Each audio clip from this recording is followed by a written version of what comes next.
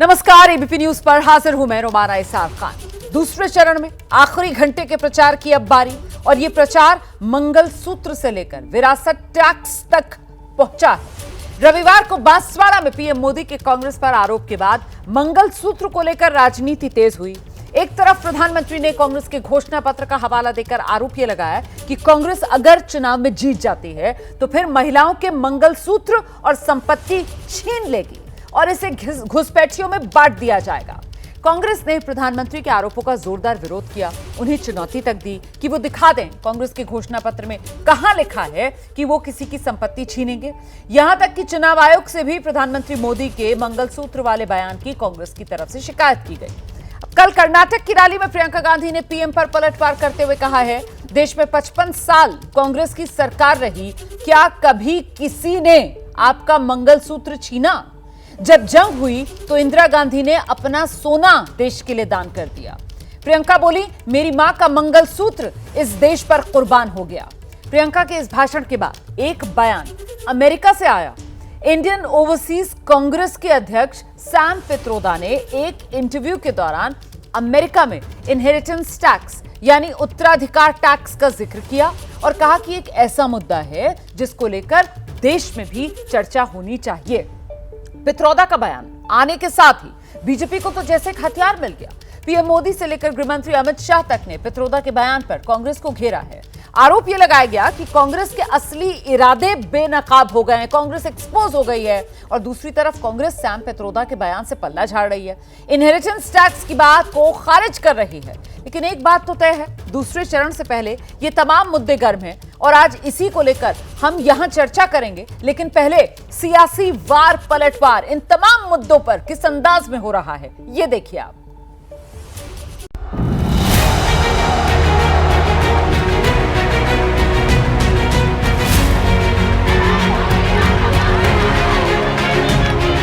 Let me tell you, in America, there is an inheritance tax. So if, let's say, one has $100 million worth of wealth, and when he dies, he can only transfer probably 45% to his children. 55% is grabbed by government. So these are the kind of issues people will have to debate, discuss. अब कांग्रेस का कहना है, माता पिता से मिलने वाली विरासत पर भी टैक्स लगाएगी। अपनी मेहनत से संपत्ति जुटाते हैं, वो आपके बच्चों को नहीं मिलेगी, बल्कि कांग्रेस सरकार का पंजा उसे भी आपसे छीन लेगा। कांग्रेस का मंत्र है, कांग्रेस की लूट जिंदगी के साथ भी और जिंदगी के बाद भी। इस मामले पे जो पित्रोदा जी ने कहा है वो उनकी राय है, पर भारतीय राष्ट्रीय कांग्रेस का पोजीशन नहीं है। जानबूझकर सनसनीखेज रंग दिया जा रहा है। सैम पित्रोदा जी के बयान ने कांग्रेस का मकसद देश के सामने स्पष्ट कर दिया है। वो देश के जनता की निजी संपत्ति का सर्वे कर जो उन्होंने यूपीए के शासन में तय की थी प्रायोरिटी कि देश के संसाधन पर सबसे पहला अधिकार मुस्लिम लोगों का है, उस प्रकार से इसका बंटवारा करना चाहती है। ये उनका अपना मत हो सकता है, वो अमेरिका में रहते हैं, अमेरिका में ऐसा होता है। हमारी पार्टी का ऐसा कोई भी मत नहीं है, हमारी पार्टी की ऐसी कोई विचारधारा नहीं। और आपकी संपत्ति को वसूली टैक्स के माध्यम से अपने वोट के लाभ के लिए बांट देना चाहते हैं, तो आपके जीते जी भी ये वसूली करेंगे, आपके मौत के बाद भी वसूली करने के लिए कांग्रेस है तैयार। तो सैम पित्रोदा ने ये क्या कहा, इंडिया में ज्यादा होना चाहिए, यहाँ गरीबी ज्यादा है। ये माओवादी मनस्थिति है, 18 सेंचुरी को ले आने वाले एक कानून है। ये माओवादी नक्सलवादी यही टोन में बात करते हैं। जाति जनगणना से क्लैरिटी हो जाएगी। वो जाति का सर्वे है, मगर उसमें हम इकोनॉमिक और इंस्टीट्यूशनल सर्वे भी जोड़ेंगे। देश को पता लग जाएगा कि इस जात में इतने लोग हैं, एक प्रकार से नेशनल एक्सरे मान लीजिए।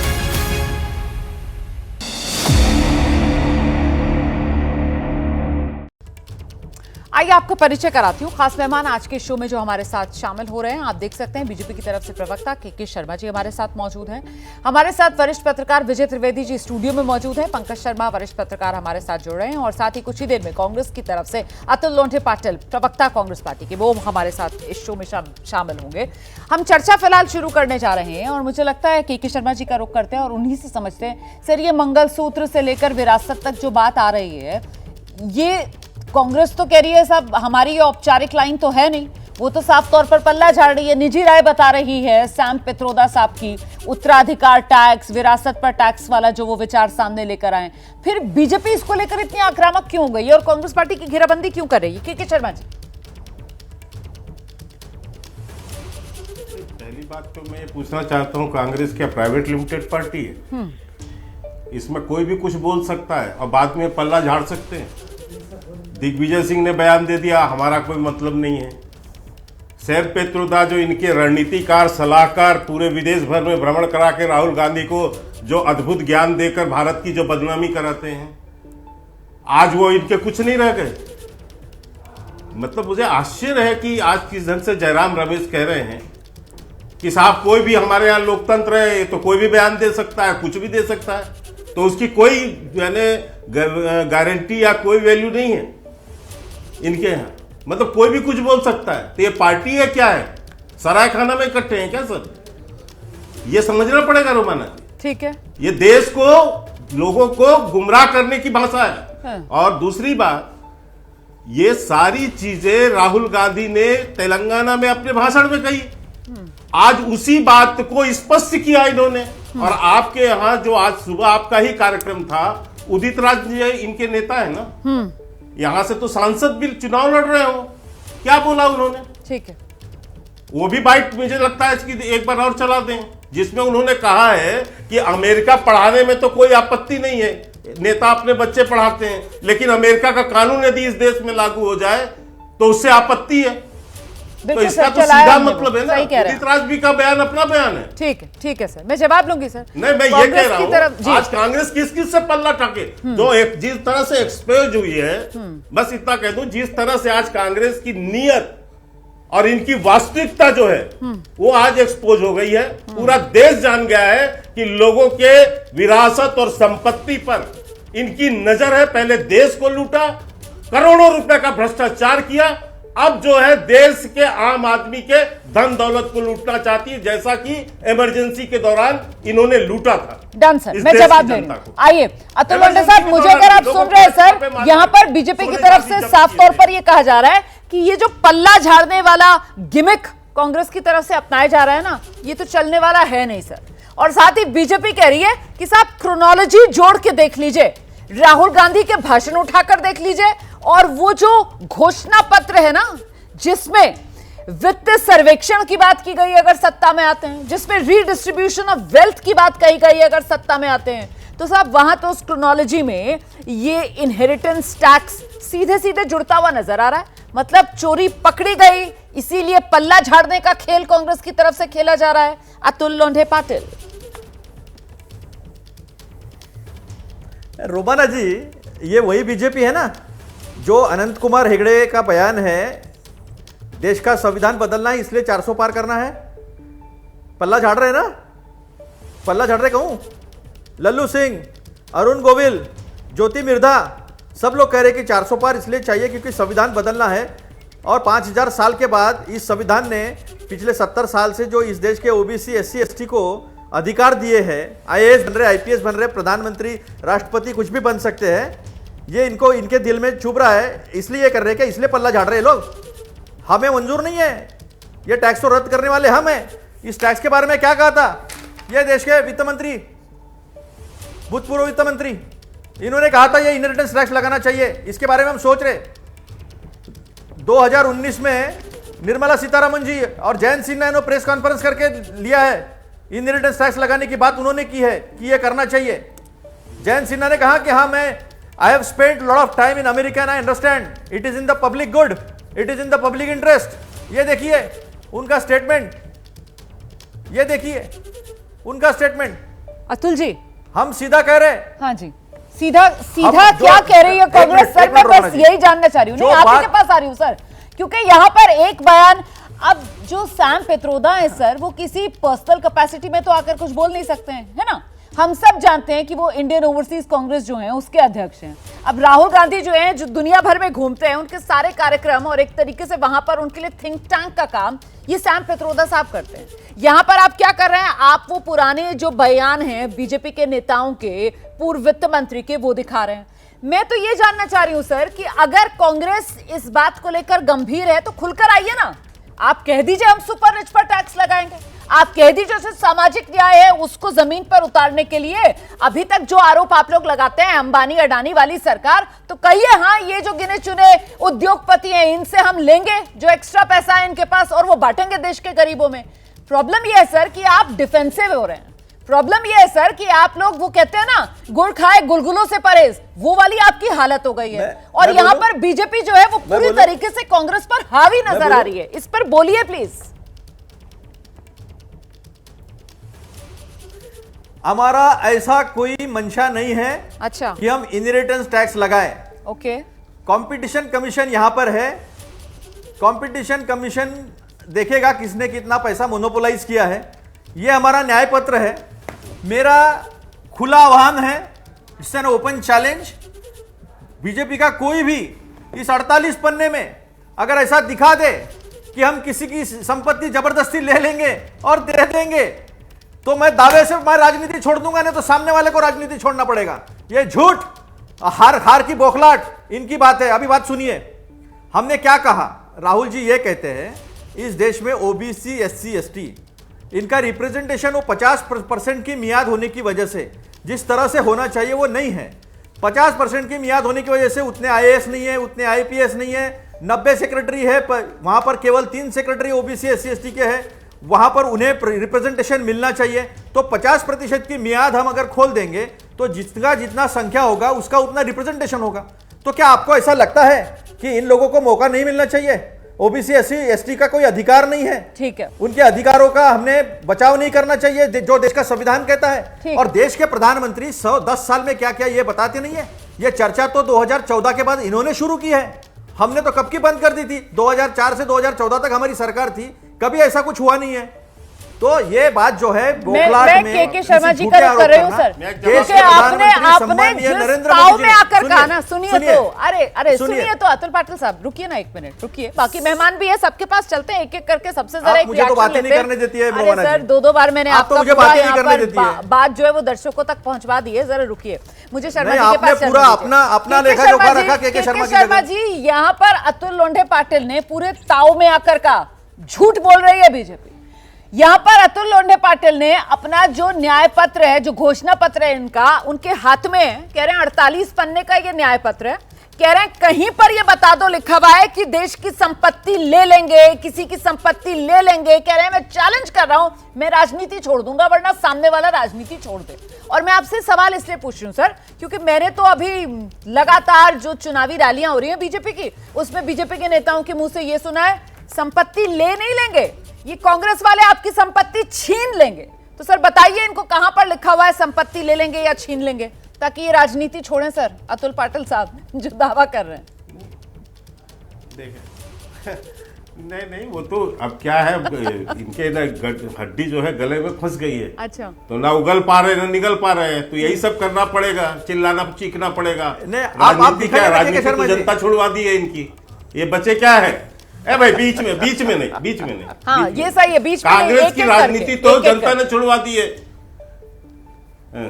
कांग्रेस की राजनीति रोमाना जी जनता छुड़वा दी। सारा पार्टी के बड़े बड़े नेता इनके छोड़ के भाग रहे हैं। तो लेकिन मैं आता हूं इश्यू पर। ये हिस्सेदारी न्याय, ये पॉइंट है, ठीक है, इनका प्रमुख हो। इसका पहला ही पॉइंट जो कहता है कि हम जो है देश की आर्थिक सामाजिक वो कराएंगे, ठीक है। इसके बाद 21 नंबर में कहा जाता है इसमें कांग्रेस नीतियों के उपयुक्त बदलाव करके धन और आय में बढ़ती असमानता का समाधान करेगी। अब मैं ये पूछना चाहता हूं, इसी बात को 8 तारीख को तेलंगाना में राहुल गांधी भाषण देते हुए कहते हैं। वो कहते हैं कि हम जो है सत्ता में आए तो यह पता लगाएंगे, एक वित्तीय और संस्थागत सर्वेक्षण कराएगी कि देश के अधिकार संपत्ति पर किसका नियंत्रण है। राहुल गांधी ने कहा कि इसके लिए राष्ट्रव्यापी जाति जनगणना के अलावा वेल्थ सर्वे, संपत्ति के बंटवारे का सर्वेक्षण कराया जाएगा, यह हमारा वादा है। अब आप क्यों सर्वेक्षण, देखिए हर बात कही नहीं जाती ना, ये 48 पेज में क्या क्या कह देंगे, लेकिन आप उसके बाद जो उसका खुलासा कर रहे हैं जनता के बीच में जाकर, राहुल गांधी जो भाषण दे रहे हैं, जो सैम पेत्रोदा उसका तरीका समझा रहे हैं, जो उदित राज के उसकी समर्थन में खड़े हैं, तो ये चीजें क्या बतला रही है। मैं इसीलिए कहा कि जब इमरजेंसी भी लगी थी ना रोमाना जी, हाँ जी, तो किसी को पता थोड़ी ना था ठीक है कि ये क्या करने वाले हैं। क्या क्या किया इन्होंने, 19 महीने तक बिना किसी आरोप के लोगों को, लाखों लोगों को जेल में डाला, लोगों के घर छापा मार मार के सबका जेवर जेवरात जब्त किया। इसके करोड़ों गवाह इस देश के अंदर है आज की डेट में भी। इसके अलावा नसबंदी कराया लोगों का, ये भी इमरजेंसी का वो था। तो ये सब इन्होंने घोषणा की थी क्या? ये इनके कुकर्म है, पाप है जो इस देश की जनता ने आप लगा रहे हैं, इनके पाप भोगे इस देश की जनता ने। मंशा पर आप बड़ा सवालिया निशान लगा रहे हैं। कटघरे में आपने खड़ा कर दिया है कांग्रेस पार्टी को।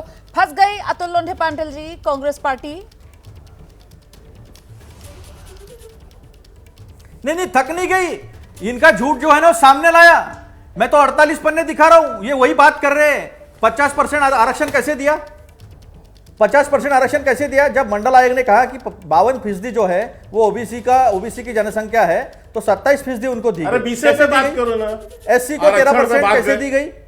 एसटी को 7% कैसे दी गई? बीच में नहीं, क्यों भाग रहे हो? अभी इसी विषय में बात कर लो ना भाई। जब झूठ पकड़ा गया, इसी विषय में बात करो ना। नहीं, बीच भाग क्यों रहे हो? बीच में नहीं, एक एक करके झूठ पकड़ा गया, इसी में बात करना। इमरजेंसी में तुम भाग रहे हो, मेरे साथ तुम भाग रहे हो, स्क्रीन पर लेकर आइए। तुम भाग रहे हो, मेरे साथ जरा स्क्रीन पर भाग रहे हो। अतुल जी मेरा सवाल सुनिए। अतुल जी आप जिस मुद्दे को उठा रहे हैं सर, वो तो जातिगत जनगणना से हल होगा, है ना?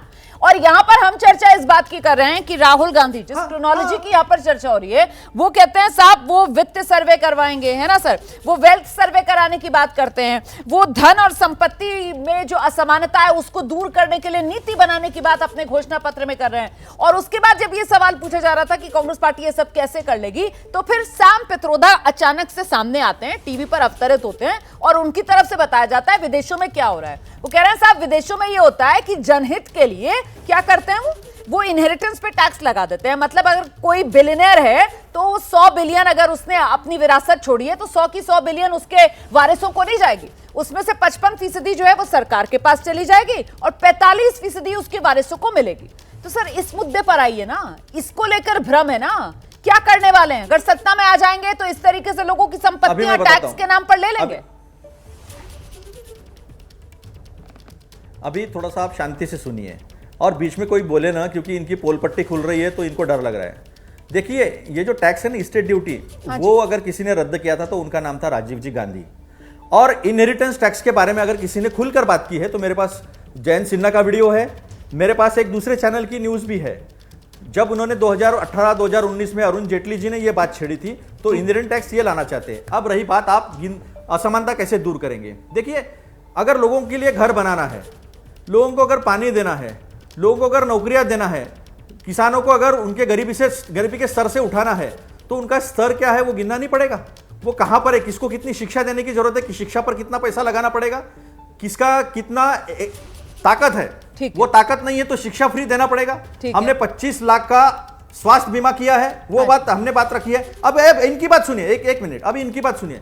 16 लाख करोड़ का कर्जा धन्ना सेठों का माफ करने वाले, एक ही आदमी को, 2 ही आदमी को सब कुछ, पोर्ट एयरपोर्ट सारा कुछ देने वाले देश की संपत्ति हम पे सवाल खड़ा कर रहे हैं, जो कहते हैं कि किसानों को एमएसपी हम कानून तहत देंगे। इस देश के प्रधानमंत्री ने लिख कर दिया है कि हम एमएसपी पे कमेटी बनाएंगे, कमेटी नहीं बनाया, लीगल कर देंगे। अब नहीं दिया, मेरे महाराष्ट्र से इन्होंने कहा था पहली साइन होगी, मेरे महाराष्ट्र से कहा था यवतमाल से कि किसानों का कर्जा माफ कर देंगे, नहीं किया। कर्जा धन्ना सेठों का माफ किया। इनके आजू बाजू वाले मेहुल भाई, ललित मोदी, ये सारे जो है इनके इशारे पर भाग गए देश के संपत्ति लूट के। तो संपत्ति लूटने वाले भाजपा वाले लोग हैं। हम तो लोगों की एक लाइन बोलूंगा बात करते हैं, हम तो लोगों को बराबरी का मौका देने की बात करते हैं। ठीक है सर, हमने पंचायत राज दिया, विस्तार से रखा। मैं दोनों पत्रकारों का रुख करूंगी, लेकिन उससे पहले जल्दी से एक लाइन क्या जोड़ना चाह रहे हैं शर्मा जी? आइए प्लीज, एक लाइन सर, एक ही लाइन। एक लाइन मात्र बोल दूं, एक लाइन। इन्होंने बार बार नाम लिया जयंत सिन्हा का और 2018 का रेफरेंस लिया। रोमाना जी 2018 के बाद 2019 का चुनाव हुआ इस देश के अंदर में। इसके बाद 5 साल बीत गए, हम सरकार में हैं, अब 24 का चुनाव है, क्या कुछ कभी हुआ ऐसा?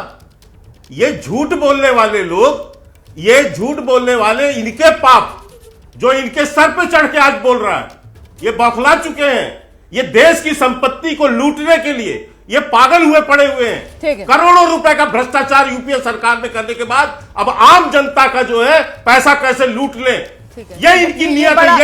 ये मार्क्सवादी, ये बीजेपी की तरफ से कहा जाता है कि साहब कांग्रेस देश की संपत्ति को लूट रही है, और अब कांग्रेस और विपक्ष की तरफ से बीजेपी पर आरोप लगाया जाता है कि साहब बीजेपी और एनडीए जो है वो देश की संपत्ति को बेचने का काम कर रही है। ठीक है ना? मैं दोनों वरिष्ठ पत्रकारों का रुख करूंगी, जल्दी जल्दी एक एक रिएक्शन। विजय जी, आपके साथ में शुरुआत करने जा रही हूँ, मुझे जल्दी से बताइए कि ये जो विरासत पर टैक्स वाला मामला है, ये चुनाव में महत्वपूर्ण मुद्दा है या ये सेल्फ गोल है जो कांग्रेस पार्टी की तरफ से हो गया है, या बीजेपी जो है इसके जरिए बढ़त बना सकती है? आप किस रूप में देख रहे हैं इसको? रोमाना जी, हम देख रहे हैं कि इलेक्शंस जो है वो नैरेटिव से लड़े जाते हैं, और इस नैरेटिव में जब जैसे T20 में होता है कि कभी आप बाउंसर फेंकते हैं कि आउट कर देंगे, लेकिन उसी पर सिक्सर लगा देते हैं, तो उस तरह से भारतीय जनता पार्टी उस बाउंसर पर सिक्सर लगाने की कोशिश कर रही है। ये नैरेटिव है कि किस तरह से, और इसका मतलब ये नहीं कि आप पूरा इलेक्शन इस पर लड़ा जाएगा, लेकिन एक एक चीजें मिलकर कुछ बनता है ना नैरेटिव, और उसमें कांग्रेस पर सेल्फ गोल जैसा लग रहा है। पाटिल साहब जो कह रहे हैं उनको खुद को ही साफ करना चाहिए कि क्या वो सामाजिक न्याय के साथ है कि नहीं है।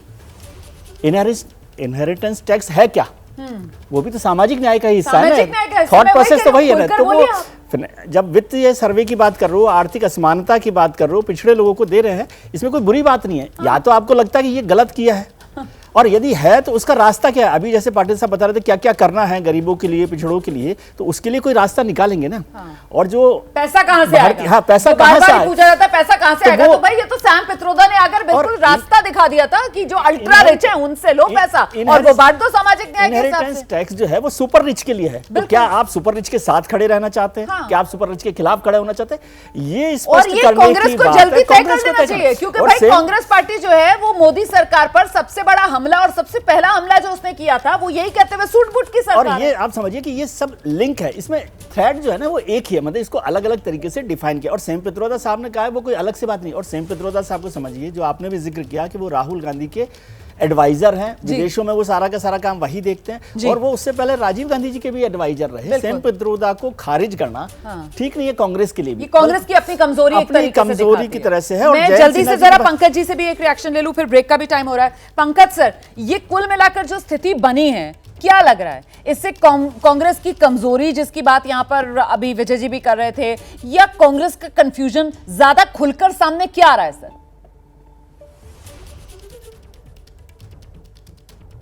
खैर, कांग्रेस को तो मुझे नहीं लगता कोई कंफ्यूजन है। कांग्रेस ने तो साफ कह दिया है कि हम इनहेरिटेंस टैक्स न कभी लागू करना चाहते थे, न लागू करना चाहते हैं।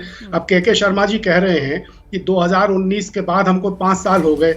आप बात कर रहे हैं कि अरुण जेटली ये कह रहे थे तो हमने 2019 के बाद लागू क्यों नहीं कर दिया? अरे के शर्मा जी, आपकी भी जानकारी में है कि 2019 के बजट में इनहेरिटेंस टैक्स लागू होने वाला था। उस जमाने के सारे टीवी चैनल्स की खबरें फिर से देख लीजिए, अखबारों की कतरनें फिर से पढ़ लीजिए, एन वक्त पे टाला गया।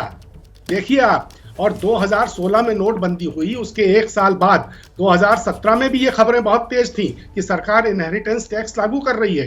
2018 में वित्त मंत्री थे अरुण जेटली जी, उन्होंने पश्चिमी देशों में उत्तराधिकार जो कर है उसकी व्यवस्था का खुले दिल से, एक बार नहीं कई बार उन्होंने उसकी तारीफ की, अपने हर भाषण में तारीफ की, और ये संकेत दिए साफ साफ कि हम उसको लागू कर सकते हैं। तो अगर आप में जरा सी भी हिम्मत है तो लोगों को ये क्यों नहीं बता रहे हैं कि इनहेरिटेंस टैक्स तो दरअसल नरेंद्र भाई मोदी लागू करना चाहते हैं। जब भारतीय जनता पार्टी के जयंत सिन्हा जी वित्त राज्य मंत्री रहे थे, बाद में सांसद जब थे सिर्फ, तो रोज कहते थे इनहेरिटेंस टैक्स के बारे में। क्या आप सोच सकते हैं कि भारतीय जनता पार्टी का कोई एक सांसद नरेंद्र भाई मोदी जी की इजाजत के बिना ये बात कह सकता है इनहेरिटेंस टैक्स के बारे में, उसकी तारीफ कर सकता है? जैसे आप कह रहे हैं कि क्या सैम पित्रोदा राहुल गांधी से पूछे बिना कर रहे हैं, तो क्या जयंत सिन्हा नरेंद्र भाई मोदी की इजाजत के बिना कर रहे थे? इतनी सार्वजनिक तरफदारी उन्होंने की कि कोई भाजपा का सांसद बिना अनुमति के ऐसा कर ही नहीं सकता। अब जब ये साफ हो गया है, कांग्रेस ने कह दिया हमारा कोई इरादा नहीं है, और सैम पित्रोदा ने कहा कि मैं एक आम तौर पर एक बात कह रहा था अमेरिकी व्यवस्था के बारे में, अब उसको तोड़ मरोड़ कर इस तरह से पेश करना, ये तो बड़ी अजीब बात है। अगर इनहेरिटेंस टैक्स या संपदा कर की बात है तो राजीव गांधी ने 1985 में उसको एबॉलिश क्यों किया था?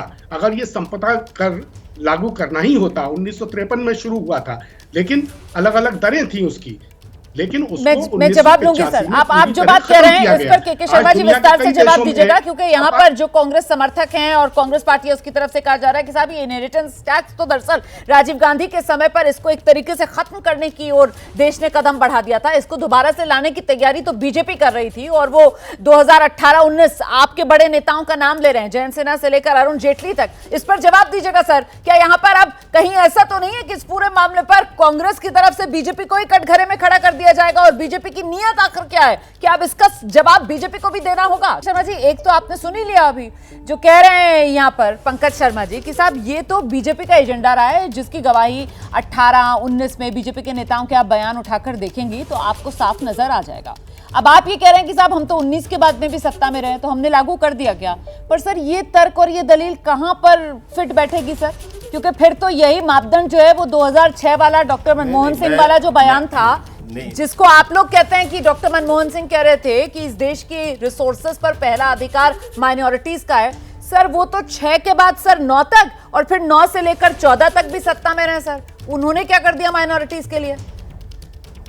फिर तो वो भी नल एंड वॉइड हो जाना चाहिए सर इस लॉजिक से जो आप दे रहे थे। नहीं किया नहीं आप रोमाना जी 40 जिलों में माइनॉरिटी बैंक खोले गए थे ना, मुसलमानों का जहां पर अधिकता थी उनको सस्ते दर में ऋण देने के लिए। ये किसने किया था? ये तो मनमोहन सिंह की सरकार में हुआ था ना। तो सर वो इसके तो इस सरकार में भी ईडी योजना चल रही है। ये तुष्टिकरण की बात कर रहे हैं, लेकिन मैं सरकार में भी ईडी योजना चल रही है सर। नहीं सुनिए रोमाना जी रुकिए, दुल्हन है सर, उनको 1 लाख रुपया दिया जा रहा है। इस सरकार में भी सर जो हज है उस पर जीएसटी 18% से घटाकर कर दिया गया। मतलब ये मुसलमानों के लिए योजनाएं तो मोदी सरकार भी दिल खोलकर चला रही है सर। नहीं वजीफा योजना चल रही है सर। नहीं सुनिए तो मेरी बात जी आइए। नहीं पहले मेरी बात पूरी सुनिए, मैं इसमें आ जाता हूं। पहले मैं उसका जवाब दे दूं जो झूठ परोसने की कोशिश हो रही है कांग्रेस की ओर से। ठीक क्या है कि उस समय कांग्रेस के लोगों ने ही एक सगुफा छोड़ा, और जहां बजट बनता, अभी पंकज जी जो बात बोल रहे हैं कि बजट में आ गया था हमने, अब बजट देखने की क्षमता मेरी तो है नहीं, क्योंकि बजट जहां बनता है रोमाना जी आपको ही पता है वित्त मंत्री के अलावा कोई नहीं होता। पंकज जी वहां झाड़ू वाड़ू लगाते होंगे या नाश्ता उस्ता करते होंगे, जो इनको पता दिखा होगा। थोड़ा संयम के साथ मुझे तो नहीं पता कि कोई भाषा का देख सकता है प्रयोग करेंगे सर, फिर डिबेट का स्तर जो है इसके साथ, क्योंकि आप एक चैनल में बैठ के नहीं सर प्लीज, मैं इसलिए इस बात को बोल रहा हूं, हाथ जोड़ के आप दोनों से पंकज जी मैंने आपत्ति दर्ज करा दी है। पंकज जी प्लीज मुद्दा भटक जाए। नहीं सॉरी, ठीक है, बहुत काम मानता हूँ झाड़ू लगाना। हाँ, और झाड़ू लगाना कोई छोटी बात नहीं काम है। शर्मा जी, झाड़ू लगाना कोई छोटी बात नहीं है सर। प्रधानमंत्री नरेंद्र मोदी भी सफाई अभियान के दौरान अपने हाथ में झाड़ू पकड़कर देश की सड़कों पर झाड़ू लगाते नजर आते हैं सर। हम सब अपने घरों में झाड़ू लगाते हैं, मैं तो फख्र से कह सकती हूँ, मैं तो लगाती हूँ सर। इसको मुद्दे को मत भटकाइए वाले लोगों के कर्म के प्रति ये जो छोटापन आपने दिखाया है, इसके लिए आप सबसे पहले फौरन माफी मांगे। मैं झाड़ू लगाने यही होगा शर्मा जी, मैंने इसीलिए आपको पहले ही टोक दिया था। आप झाड़ू लगाने वालों नहीं कर सकते, ठीक है, इस तरह अपमान नहीं कर सकते, इस तरह उनको दिखाने शर्मा जी गलत संदेश जाएगा। शर्मा जी मुझे लगता है आपको यहीं पर इस बात को खत्म कर देना चाहिए सर। झाड़ू लगाने वाली बात से गलत संदेश जाएगा शर्मा जी। शर्मा जी झाड़ू लगाना छोटा काम नहीं है, ठीक है। पंकज जी के शर्मा जी को मौका तो दीजिए ना सर, वो क्लियर कर रहे हैं अपना stand. Please please please Pankaj Sharma ji please, के शर्मा जी प्लीज क्लियर कर दीजिए, बेकार में बात में पंकज बनेगा। के शर्मा जी आइए। ठीक है सर, ठीक है ठीक है, मेरे साथ ले आइए के शर्मा जी को स्क्रीन पर, के शर्मा जी को मेरे साथ स्क्रीन पर लेकर आइए। के शर्मा जी आइए। पंकज जी मैं मौका दे रही हूँ उनको सर, वो अपना स्टैंड क्लियर कर रहे हैं। आइए प्लीज के शर्मा जी। सुन लीजिए, नहीं मैं बिल्कुल बताता हूँ। देश के इतने बड़े चैनल के में बैठ के देश के जो बजट है उसके संदर्भ में इतना बड़ा झूठ बोलना, ये किस स्तर के पत्रकार है जिसका कोई लेना नहीं कोई देना नहीं उस बजट के अंदर, कहीं आया नहीं हो उसमें, और ये बैठ के यहां पर ये कह रहे हैं। इनके पास क्या सोर्स है? ये ऐसे झूठ बोल के निकल जाएंगे, पत्थर फेंक के निकल जाएंगे? इनके भाई इन्होंने कहां से पता किया ये बताया इनको। ठीक है, ऐसे देश के ऊपर आरोप लगा देंगे भारत सर, के मैं ऊपर, आपसे और भी हाथ हमारे जोड़कर सरकार के निवेदन ऊपर। कर रही हूँ कि अभी जो बिना झाड़ू किसी लगाने वाली बात गलत आपने तथ्य कही के है, तर्क के। उस पर बेहतर होगा आप खेत जता लें सर। और मैं नहीं, कह मैं रही हूँ इसलिए एक बोला, इसका इसी इस मैं तरीके जानबूझ के के बोला इस बयान व्यक्ति से को। कोई लेना देना क्योंकि नहीं है। यहाँ पर जो बयान मेहमान दे रहे हैं वो उनके आप अपने डिनाई बयान कीजिए। हैं। ठीक है सर। हाँ सर, मैं फिर हैं? मौका ऐसे देंगे आप सर झूठ आपको बोल कि के अगर आप चले चाहें जाइएगा। तो आप खेत जताएं किसी भी स्तर पे सर। आरोप ये लगा देंगे। आपत्तिजनक बयान है। झाड़ू देना कोई छोटा काम नहीं होता है नहीं। सर। हम सब कार्य का सम्मान करते हैं सर। नहीं जी। उनको बुरा लगा तो ठीक है, मैंने कह दिया, लेकिन मैं कह रहा हूं उनको बुरा लगा तो ठीक है, लेकिन मैं ये कह रहा हूं कि आप इतना बड़ा झूठ बोल रहे हैं बैठ के यहाँ पर। ठीक है, आगे बढ़ जाते हैं। आपकी कोई विश्वसनीयता है या नहीं? आप डिबेट पे बैठे हुए हैं। ठीक है। नंबर आइए, अब मैं कहता हूं देखिए क्या तुष्टीकरण है। तुष्टीकरण का अंत देखिए। ये अल्पसंख्यक, ये इनका इस बार का मैनिफेस्टो है। ये इस बार का मैनिफेस्टो है। रोमाना जी सुनिए, इसमें कहते हैं ये बहुसंख्यकवाद के लिए देश में कोई जगह नहीं। ये कौन है बहुसंख्यक इस देश में? ये हिंदू है ना। ये हिंदुओं की कोई जगह नहीं है इस देश के अंदर, अल्पसंख्यकों की जगह है। यानी जो अल्पसंख्यक मतलब मुस्लिम अल्पसंख्यक, जो आप क्लियर कर चुके हैं। आप ये भी कह चुके हैं कि कांग्रेस पार्टी जो है मुसलमानों की पार्टी है। ये बकायदा लेख है इंकलाब का। अब इसके बाद इसके आगे ये अगली लाइन और क्या कहते हैं इसमें, ये लिखते हैं 5 नंबर में न्यायपालिका। ये पढ़िए, ये भी हेडिंग है। इसके में क्या कहते हैं, अल्पसंख्यकों से संबंधित व्यक्तियों और महिलाओं को अधिक संख्या में उच्च न्यायालय और उच्चतम न्यायालय के न्यायाधीश के रूप में नियुक्त करेंगे। आप धर्म के आधार पर जज बनाएंगे। जवाब दीजिए अतुल लोंढे पाटिल जी, तुष्टीकरण नहीं है तो क्या? जवाब दीजिए। इसीलिए बीजेपी कह रही है, हम कह रहे हैं कि साहब ये कोई न्याय पत्र नहीं है, ये सीधे सीधे मुस्लिम लीग की छाप है आपके घोषणा पत्र में। अतुल जी, नहीं, ऐसा है कि उनके लिए मुस्लिम इस देश के नागरिक नहीं होंगे। हमारे लिए मुस्लिम इस देश के उतने ही नागरिक हैं। अशफाकुल्ला खान से लेकर अब्दुल हमीद तक बलिदान दिए हुए लोग हैं, हम उनका भी सम्मान करते हैं। सबको we the people of India के नाम से हम जानते हैं। ये बाइफरकेट ये करते हैं। मैं भी ये आरोप लगा सकता हूं, अगले दिन जिन्होंने कहा था जिनके ज्यादा बच्चे होते हैं उनको ये संपत्ति देंगे, दूसरे दिन वही मोदी जी कहते हैं कि हज के लिए मैंने ज्यादा कोटा सऊदी अरब से लिया था, तो उसको मुस्लिम तुष्टीकरण कहेंगे? नहीं कहेंगे। ये चुनाव के लिए जिस हद तक गिरते हैं ना, तो ये वो 3 इडियट मूवी देखी थी क्या आपने रोमाना जी? 3 इडियट मूवी में एक चतुर था, ये पूरी भाजपा और चतुर रामलिंगम है। अभी देखो मैं पढ़ के बताता हूं आर्थिक न्याय के बारे में क्या कहा था। इंग्लिश में कहा है work wealth and welfare, Hindi में लिखा है काम धन और जन कल्याण। कांग्रेस बिना रोजगार के विकास और नौकरी को खत्म करने वाले जॉबलेस विकास की भाजपा की व्यवस्था को खारिज करती है।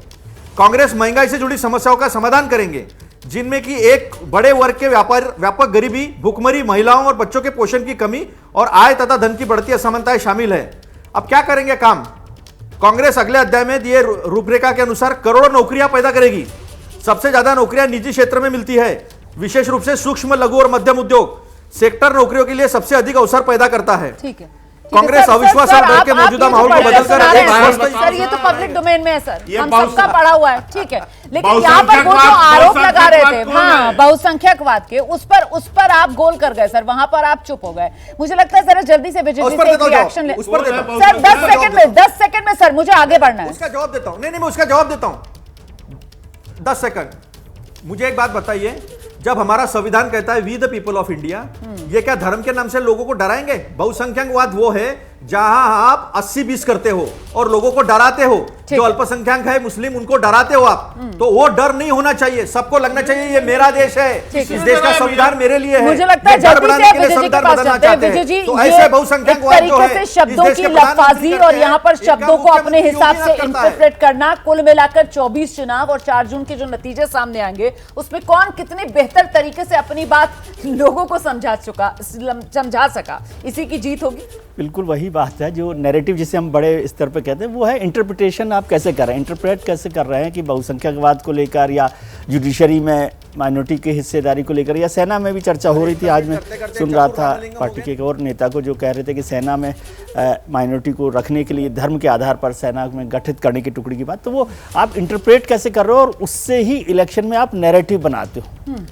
मुझे नहीं लगता कि चाहे कांग्रेस पार्टी हो या भारतीय जनता पार्टी हो, किसी भी पार्टी की जब सरकार होगी तो वो हिंदुस्तान में किसी अल्पसंख्यकों के खिलाफ कोई फैसला करेंगे। जैसे प्रधानमंत्री जी का भी जिक्र किया अभी पाटिल साहब ने कि वो हज को लेकर बात की, आपने बहुत सारे उदाहरण दिए, तो आप इंटरप्रेट कैसे कर रहे हो? और बहुसंख्यकवाद को जो अभी बात हो रही है, शर्मा साहब जिक्र कर रहे हैं, वो गलत तरीके से इंटरप्रिटेशन है। बहुसंख्यकवाद का मतलब बहुसंख्यक जो लोग हैं उनके खिलाफ नहीं है। बहुसंख्यकवाद जो है एक इज्म ऐसा है जो एक सोच पैदा करता है जो अल्पसंख्यकों में एक तकलीफ, डर और वो पैदा करता है। बहुसंख्यकवाद का मतलब ये नहीं कि बहुसंख्यकों के साथ मेजॉरिटी का रूल मेजॉरिटी जो रूल है उसके साथ नहीं है। उसका मतलब ये नहीं है कि बहुसंख्यकों के साथ आप नहीं खड़े होंगे या अन्याय करेंगे, ये नहीं होता। चलिए सर, समय हमारे पास इतना ही है। कुल मिलाकर ये 24 की सियासत किस दिशा तक पहुंचेगी, फिलहाल तो मंगलसूत्र से होकर विरासत तक पहुंच चुकी है। बहुत शुक्रिया आप सभी का हमारे साथ जुड़ने के लिए।